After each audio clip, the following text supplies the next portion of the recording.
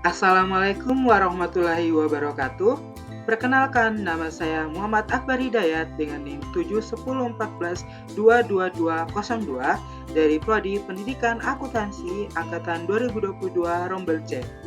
Pada video kali ini, saya akan menjelaskan metode pembelajaran IdeaPool. Nah, buat teman-teman yang belum tahu apa itu metode pembelajaran IdeaPool, bisa simak video ini hingga selesai ya. Topik yang akan kita bahas pada video kali ini itu dibagi jadi 4.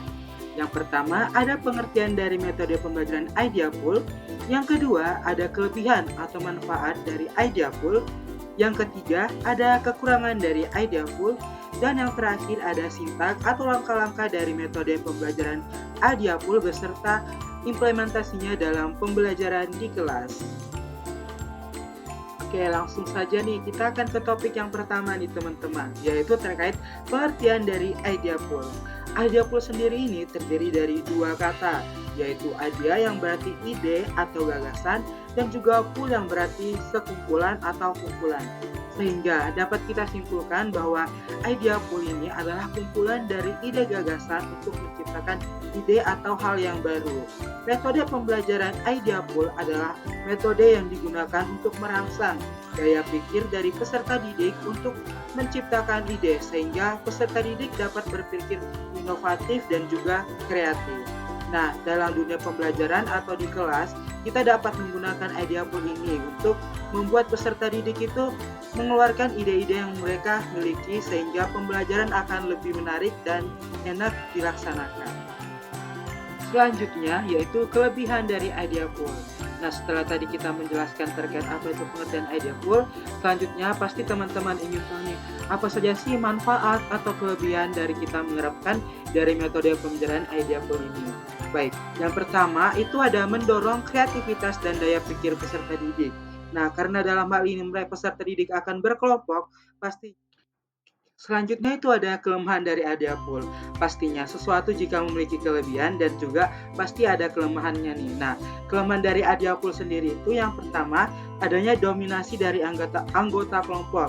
Karena dalam hal ini IdeaPool itu melakukan secara berkelompok, pastinya dalam satu kelompok itu ada salah satu anggota yang lebih dominan dalam menciptakan ide, sehingga membuat anggota yang lainnya itu merasa lebih didominasi dan tidak dapat mengeluarkan ide yang mereka miliki. Terus yang kedua itu ada rentan terhadap ide yang tidak relevan. Dari banyak-banyaknya ide yang telah dikumpulkan, pasti ada salah satu ide atau beberapa ide yang telah dikeluarkan oleh peserta didik itu tidak relevan dengan materi yang akan disampaikan. Terus yang terakhir itu peserta didik akan jenuh. Hal ini dikarenakan pada metode pembelajaran IdeaPool itu tidak semua peserta didik dapat mengeluarkan idenya. Terlebih lagi dalam waktu pembelajaran yang singkat sehingga mereka akan jenuh dan merasa cepat bosan. Nah, itu tadi beberapa kelemahan dari IdeaPool ini ya teman-teman. Oke, yang terakhir ini setelah tadi ada penjelasan mengenai IdeaPool, kelebihan dan kelemahan dari IdeaPool, selanjutnya itu langkah-langkah atau sintak dari IdeaPool dan bagaimana cara pengaplikasian atau implementasinya di dalam ruang kelas. Baik, yang pertama adalah penyampaian materi oleh guru. Pastinya sebelum melakukan metode pembelajaran IdeaPool ini, guru akan memaparkan materi terkait yang akan didiskusikan kepada peserta didik. Kemudian yang kedua, guru akan memancing peserta didik untuk bertanya.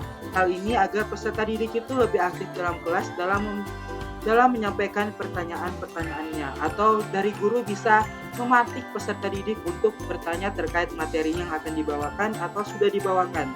Terus yang ketiga ada guru membentuk peserta didik dalam berkelompok yang terdiri dari 4-5 orang. Yang keempat, peserta didik akan berdiskusi dan saling memberikan ide. Setelah membentuk kelompok tadi, peserta didik akan berdiskusi dan saling memberikan ide atau gagasannya yang kemudian dari ide tersebut akan didiskusikan lagi oleh kelompok untuk dipilih ide atau gagasan yang terbaik. Sintak yang berikutnya adalah ide yang disepakati akan dicatat pada kertas. Setelah tadi peserta didik melakukan diskusi terkait ide dan gagasan mereka, nah dari ide gagasan yang mereka sepakati akan dicatat di kertas nih. Kemudian akan mereka jelaskan sesuai dengan arahan atau perintah dari guru di awal. Kemudian setelah mereka mencatat, maka langkah selanjutnya adalah mereka akan mengumpulkan atau menempelkan kertas tersebut di papan tulis atau di flip chart. Setelah ditempelkan, langkah selanjutnya adalah peserta didik akan melakukan presentasi dari hasil diskusi kelompok tersebut. Yang kemudian di akhir pembelajaran atau di langkah terakhir, guru akan menyampaikan atau memberikan kesimpulan serta evaluasi dari pembelajaran pada hari ini menggunakan metode pembelajaran Idea Pool. Nah, setelah tadi ada sintak dari Idea Pool, maka yang terakhir adalah implementasi Idea Pool pada pembelajaran. Di sini saya akan menggunakan mata pelajaran PKK atau Produk Kreatif dan Kewirausahaan pada kelas 12 terkait materi peluang usaha, produk barang dan jasa. Mungkin teman-teman bisa menyimak animasi yang akan saya berikan ya.